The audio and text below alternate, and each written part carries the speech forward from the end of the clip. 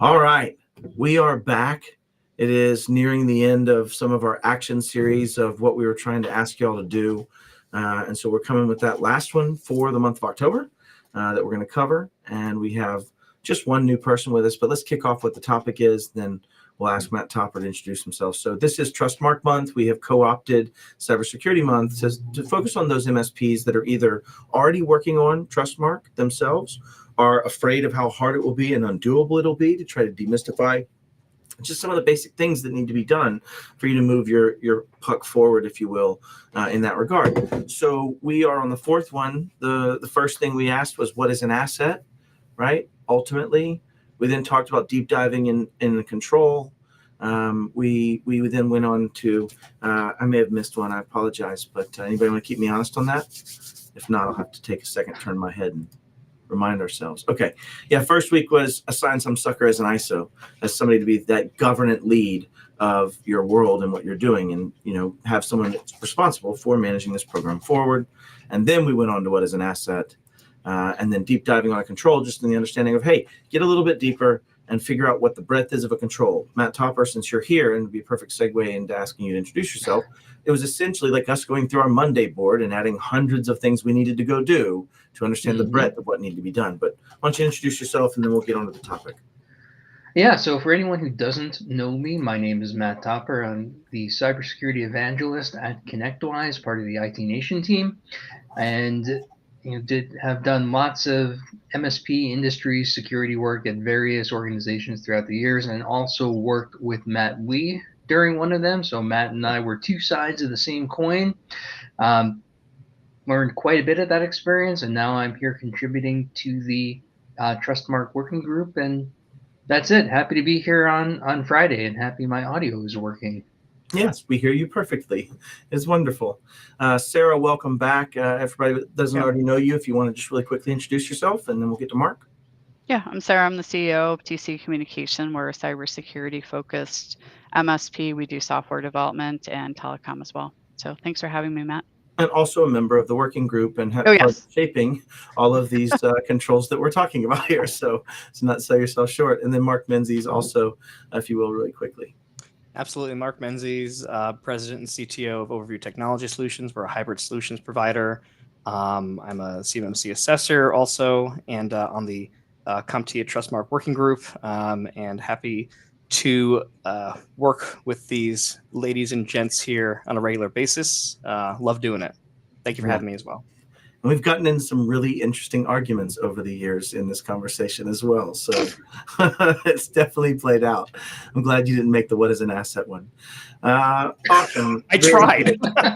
Yeah, I know. It was like this fate was keeping you out. Yeah, there are a lot of women in cyber, and go Sarah, indeed. I get the pleasure of working with many of them, Alex Spiegel, in our world for negotiating what do we think is a minimum standard for MSPs, having lived in the trenches. What should we adhere to, right? And it's tough sometimes. All right, to the action point. So what we're here to discuss today is this concept of who actually works here. And let's talk about some cases of like what we do know, right? We know our employees pretty well. And I would imagine we at least have a list of who your human assets are that work for you directly. But what's a category that we don't often think about, Mark? I'm going to put you on the spot. What's one of the things we'd really want to get to the point on? Oof. I mean, the first thing that comes up is, our vendors, who works for our vendors, not just the people you see, but the people that you don't also. Yeah. That's a big one. And also to build on this, so Mark did a killer job at ChannelCon talking about data and data centricity, which data is like the blood of a company, right? And so when we're talking about data, it has a direct correlation to what Mark just said, which is vendors. How do vendors play out, and what data do they have access to, influence upon, or direction over, right? And that aspect of it comes up. So I just got a chuckle out of Topper, so go. What you got, man? Well, you talked about vendors, and my first thought is that's assuming you even know who all your vendors are in the first place, which is usually issue number one. I think that is exactly what we're here to talk about, Matt Topper. 100%, right? I bet, and this is what the call to action is very specifically, and we'll get right to it today. I bet you don't have some simple list of all of your vendors, what their contact information is, and then taking it even further, what data systems and data flows are they involved in, and do they have access to? right? I think those would be the pieces that I would want to know. And we don't have to make this up. The control that we're talking about is CIS 15.1, and it says establish and maintain an inventory of service providers. The inventory is to list all known service providers, right? So those that you know about, the people you're paying, the people you've given access to, your cousin Fred, all right, including classifications. Designate one contact for each service provider, an enterprise contact for each service provider. Like, okay, here's who I need to talk to at this service provider. Review and update the inventory annually or when the significant enterprise changes occur. Like, let's tackle that. That might be what, Matt Topper? What kind of enterprise change would occur that I might need to write down a new service provider on? Right, new vendor contract ended, and I won't even get into the kind of thing we're sweeping under the rug a little bit, the unknown service providers. We'll just leave that for a later conversation. Yeah, and perhaps we'll come right back to it and tackle it too, depending on what time we have, because to your point, we can list those we know, but what is that? Secondary access, all those things come up as a conversation. So, all right, so how do we start? We know what the problem is that we're wanting to unpack, which is really who works here, and in Control 15.1, having a list or an inventory of service providers, right? And it needs to have classifications. Let's not overcomplicate that, right? Like, what kind of classifications might we throw out, guys and gals? Let's spitball that. Sarah, what is a classification type you might want to put on a service provider? What type of data they have access to? Yes, that's a classification. Do they have sensitive data access? Do they have, sorry, Mark, to trigger you, CUI? Right? Why you don't have you? It costs you nothing to not say it that way. I'm sorry, all inside joke. You're not, but okay. I'm not sorry, no. Anyways, I digress. Oh, Dave, I'm so sorry. We've been like totally keeping Dave Alton backstage. He's like, knock, knock, knock. Hey, y'all, let me in. Oh, Dave, we're in the same place. Dave and I are in the same place. Yeah, Mark's just behind me here, so. Okay. I don't want anybody to suspect that we're in the same place, so I'm gonna go ahead and just do that. Go back to the prison wall. Yeah, I'm gonna go back to my prison. So Dave, I don't know how much you caught of that, but do you have anything to add on, like, okay, what kind of data, what kind of classifications might we want to have of a vendor, and just to try to make some spitballing for people at home? Well, so yeah, I think access to data. Sarah brought up a great point. What do they have access to? I think what data lives there, right? Hey, is it private data? Is it a social security number, right? And think of an HR system, right? Hey, your HR system is probably going to have some social security numbers in it. So is that vendor properly managing? You tackled a great point. Is the data in my possession and they have access to it, or is the data in their possession and I have access to it? Right. Think about SaaS platforms. Think about those things. You nailed a really key element there that I might want to discern upon is like, is this a service provider that's my janitor that has access to my physical locations and therefore has access to these physical things? Or is this a service provider that's providing something in the cloud that I'm consuming from? And Mark, this comes up a lot in shared responsibility. All those things. And then, it's like it's the answer of the DoD doesn't know how many companies have their data. They don't know how many are going to fall in scope of level 1 and level 2. They don't have an exact number. How do they not have an exact number? Because how many providers there are underneath. Yeah, the layers. David didn't mean to cut you off. I'm sorry. Back to you, bud. Well, no, I thought it was a great point in that. I think as service providers, and specifically technology service providers, we oftentimes really get focused on the technology. But you guys brought up a great point. Like, hey, the janitor walks in the door and you have file cabinets that aren't locked that have sensitive information in it. You got to think about that stuff. That may not be in your kind of purview as far as your control, but everyone is responsible for that data security access, and it's not data security access on computers. It's data security access. Where can they get the data and what data lives there? Yeah, exactly. And also how they access might be a classification. Yep. I think the point I'm trying to make, this was brought in from a LinkedIn user, how they have that access, how this company accesses it. Do they access it? Is there some kind of third-party client encryption that I have that means that vendor can't access my data? Like that understanding of the just exposition of the data and where the protections need to lie, I think is the way I might think of that. But the point is, you don't have to overthink it. I just want you to start by actually getting a list of who you have access and what platforms and tools you use. Matt Topper, you and I went through this very example. How would you start? How would you start figuring out what service providers you need to look at and decide and classify? So one of the easiest ways, look at things like your SSO platform, but the most effective way tends to be go talk to finance, see who's getting the bill. Yeah. Bingo. Absolutely. I But was going to say, I have a story about that, and whenever you're ready. there's just one thing I want to add before your starting, Mark, and that is where a lot of us are talking like MSP or TSP, depending on your nomenclature. I would really suggest adding as a classification, do they have access to client data? Yes Oh, or no? amen. Yeah, especially in the MSP context or third-party service provider context where you know you're a supply chain access point. Yeah, 100%, Matt. Mark, over. Yeah, I like trying to kill two birds with one stone. I feel bad for the birds though, but we had a lot of a recent cleanup to do in our accounts payable. So my EA and I have been working on that for months. She's been working very diligently on it, and as we're going through it, the questions that we're asking and the information that we're putting into ConnectWise and creating some custom fields for, budget access, things like that. I'm like, wait a minute, I'm literally satisfying this control. So Yeah. I have my EA unwittingly completing 15.1. 90+% of it, and it's you don't just have to have your IT people, your internal people doing this. Just there are people in operations, there are people in unexpected places that can help you with this and help spread out that load. And to what Matt was saying, Matt Topper was saying, talk to finance, talk to operations, see who's paying your bills, look at your credit card statements. Yep. Yeah, and I think for the easiest wins, to your point, work with those teams individually. Matt Topper, that was exactly what I was looking for there. Was you basically said, let's see all the things we're paying.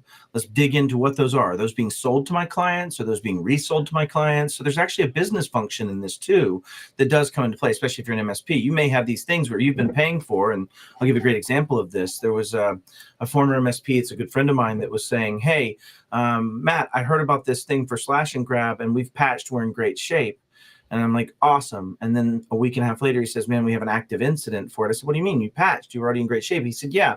One of the companies we bought 5 years ago actually sold a copy of this to a client and was still actively managing that. We didn't actually realize there was another subscription for this that we weren't managing, and they actually left it. And like, you with me? So you're in this position of like, I think going through to what Matt Topper was saying from that perspective of actually just start with what you're paying, figure out if you can, and even to your point, Mark, have an EA potentially, or an internal procurement person, or someone that's in compliance or governance or something, look through it and try to say, can I tell you where every one of these line items came from that's a software vendor, right? And what they were tied to your point.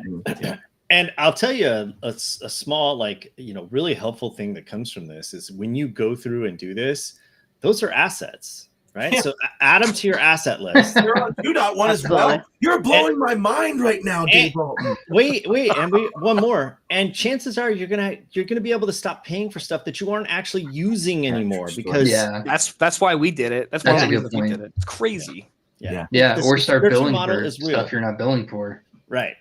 Oh, that's the other one. Like we have done this exercise multiple times. You kind of go through it and you're like, oh my God, we're not paying. We've been paying for that person's backups for like 2 years. We haven't been charging them. Like, what are we doing? Right. That's the kind of stuff you find when you start to dig into this. So don't look at this as a security exercise. Look at this as a business efficiency exercise, because you will gain a ton of efficiency out of just listing out who are we paying for software. Yeah. And then you buy-in from executives to do said function. Right. There's a clear one-to-one business outcome, but then it turns into other security things too, right? Sarah, do you have anything to add, from just to toss it to you without prep, but to add for this on your thoughts? Yeah, absolutely. So not only from a security perspective, but also a continuation of your company. So what happens if you're a smaller company, the person who's in charge is no longer available, they quit, they move on, whatever the case is, they're not available. How do you know who to contact? How many hours are you going to spend trying to find out that information and document it? So if you can have that, then you can just pass it on to whoever's going to be taking over after you. Or if there's an issue, you know exactly who to reach out to. Yeah. 100% to your point of like continuity of operations, right, is the conversation point. So absolutely. I think we're beating this a little to death, but start with, great. Here we have like Rocket Money. Sorry, and I will call them and get your money back too, bro. I'm sure you're not giving any. I'm sure you're not giving any personal or private data to Rocket Money to figure all that stuff out at all. No doubt. And so many security functions have great business benefits. That's exactly it, right? We talk about this, and I made a corollary early of. I have this concrete truck guy, they pour concrete to make big building foundations and roads and such. And I asked him, what makes you money?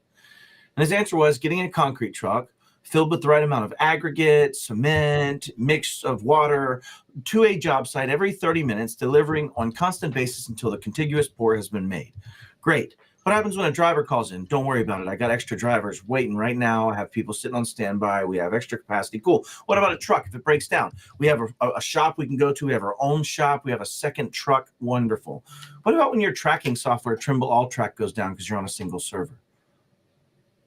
Okay, well, you just need to start thinking about that. And to your point, as we do these hygienic things of understanding what software, where it falls in the business function, how it ties to what data, who has access to what, it makes a lot of functions better from a business operations perspective, to Sarah's point of continuity of operations. If they get rid of Matt Lee, then there's all this stuff that's known, that's not tribal knowledge, that's built in, that's tied to a system function that you can look at in a map and understand flows and what access things have. So get off on a tangent real quick.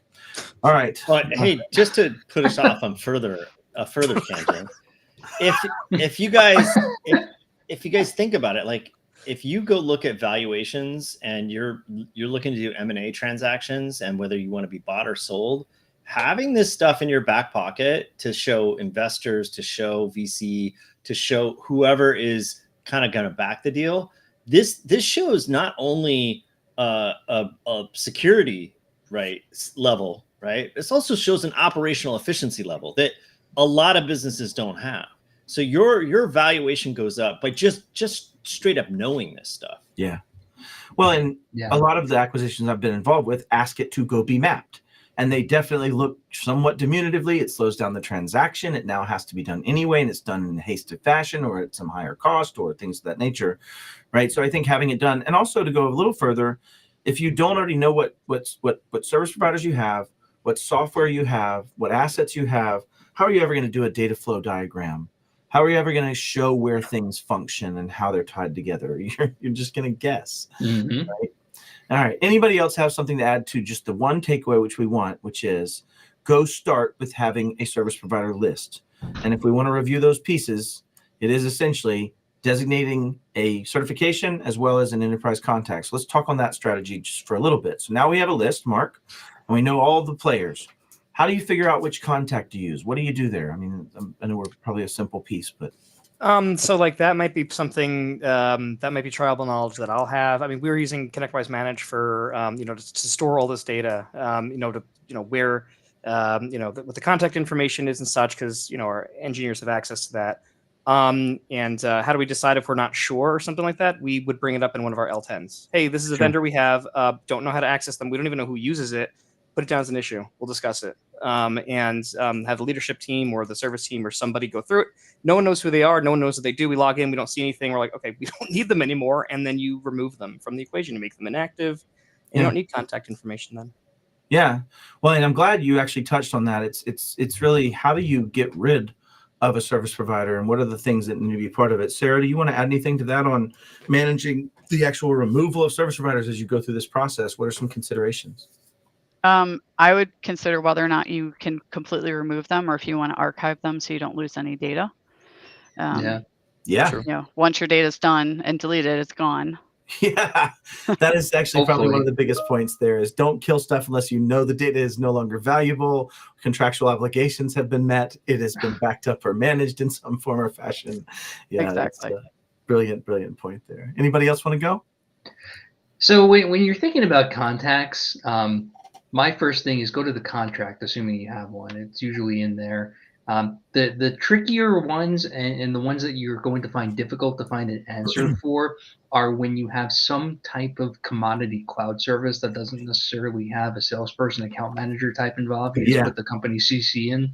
And there's not necessarily a good answer as far as who your contact is at that point. You should have to, when you're writing your policies around third-party service providers, you have to account for, do you have a process to approve a vendor like this? Some vendors simply won't give you a named contact, right? You put the credit card in, that's it. So Yeah.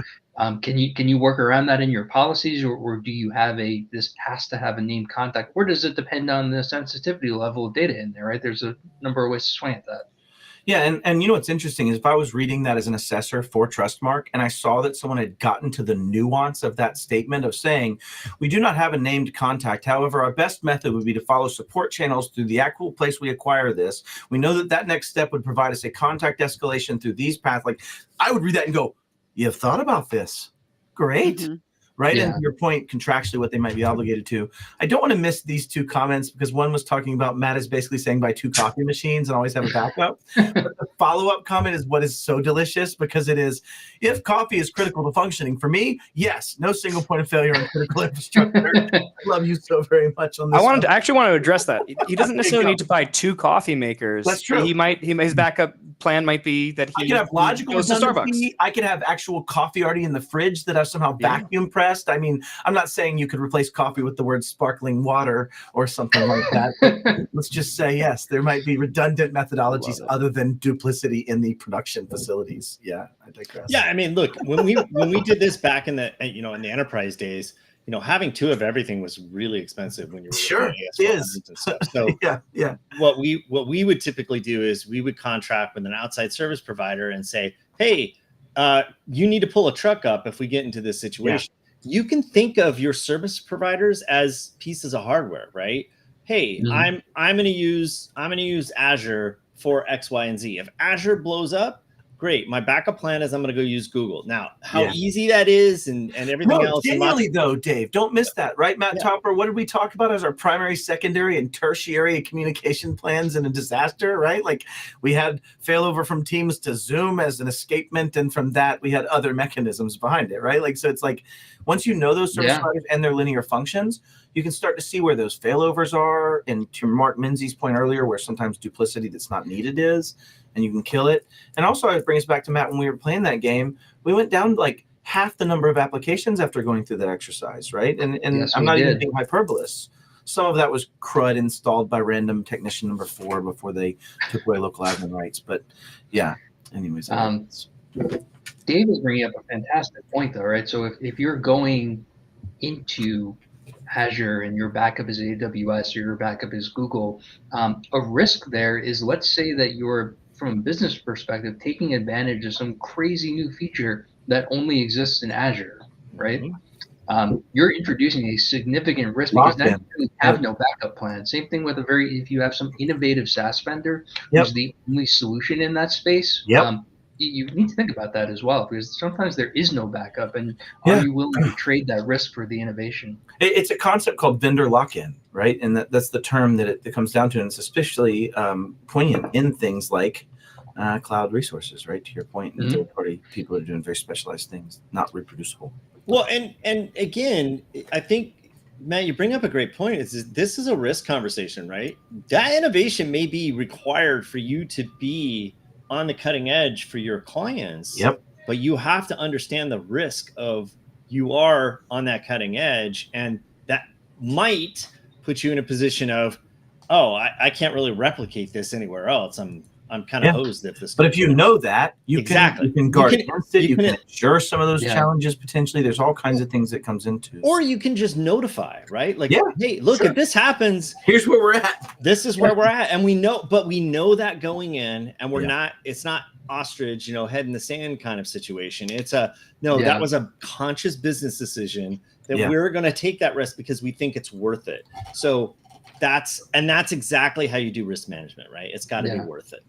Well, I think we have gotten to the point we wanted to get to and brought a point that basically go get a list of where your service providers are. Have a list of what software you use as an extensibility of that. They usually go very close to hand in hand these days, right? And we also learned that coffee is critical infrastructure in certain definitions, and that is important, damn it. I hope y'all have actually done some of these things. I really, really, really appreciate it. We did get one more comment of Wayne Selk is smiling about the risk convo.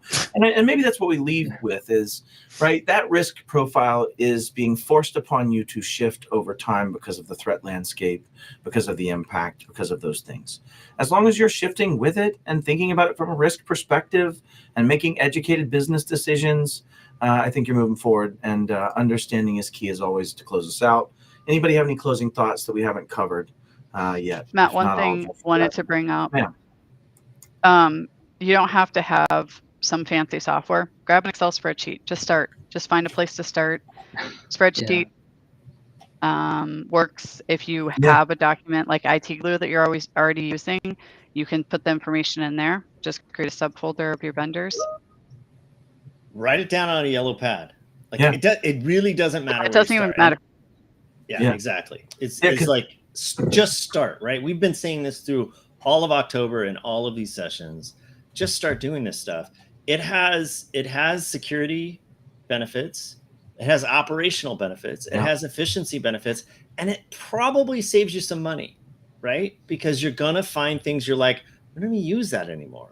Why are we paying for it, right? Yeah. This is the kind of stuff that if you're working on your business, you're going to understand this better, and you're going to have a way easier time exiting, building or growing or whatever it is that you want to do. But you have to start and take action. And I think that's the key to this whole series is start and take action. I love it. I feel bad for the bird, Menzies, right? Also, I'll leave it with sign up for Trustmark. And back to that conversation on knowing, right? Just remember that knowing times 2 equals battle, right? And just don't, knowing is half the battle. That's it. I forgot. Okay, yeah. Sorry, corny joke, dad joke to exit on. Sign up for the Trustmark. Come through it with us. I think you'll find this is one of the only platforms that really understands we will meet you where you are and will guide you to where you need to be. And I'm very proud to be a part of that with these fine human beings as well as others. And Sarah, you got awkwardly left up on screen because I suck as a producer.